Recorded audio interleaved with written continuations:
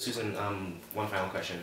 We've talked about how the library is using social media to introduce the library to members of the community. We talked about discovery systems. How else is the library leveraging technology to aid the community? Sure. So in some ways it's focused on special collections, for example. So if you think about it, we have lots of unique material, manuscripts that exist one copy only, and we have it here at Yale in New Haven. There are plenty of scholars in the world who would want to study that particular manuscript, but can't travel here.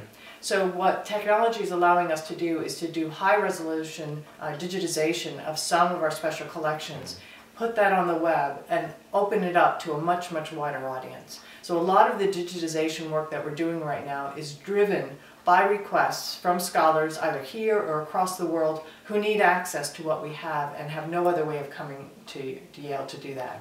So if the material's not in copyright, and that's sort of pre-1923, then we have that ability, and in fact Yale encourages us to make it as open and accessible as possible. So we have those kinds of digitization programs going on.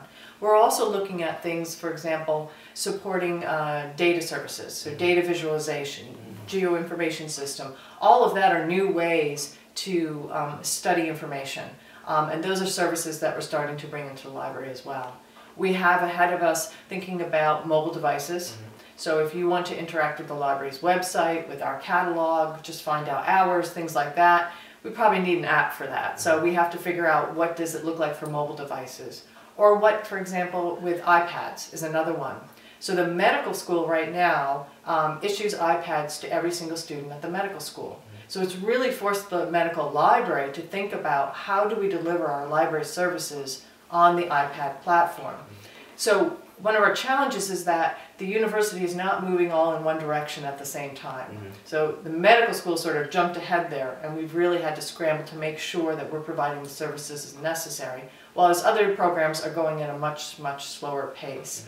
So again, we try not to think about it, what's the one technology solution for all of the libraries, but to work very, very closely with the communities that we're serving, such as the medical community, to understand their needs and think about how the library could be employing technology better to push that library out.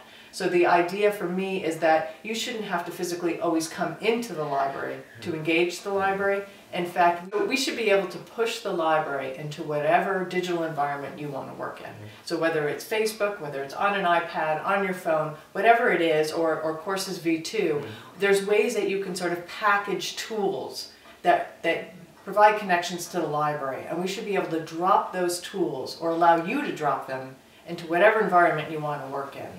So our task is to study the faculty and the students here at Yale, to understand the different digital platforms that you work in, and to think about how we can package up the library and deliver them in pieces into the platforms that you prefer to work in.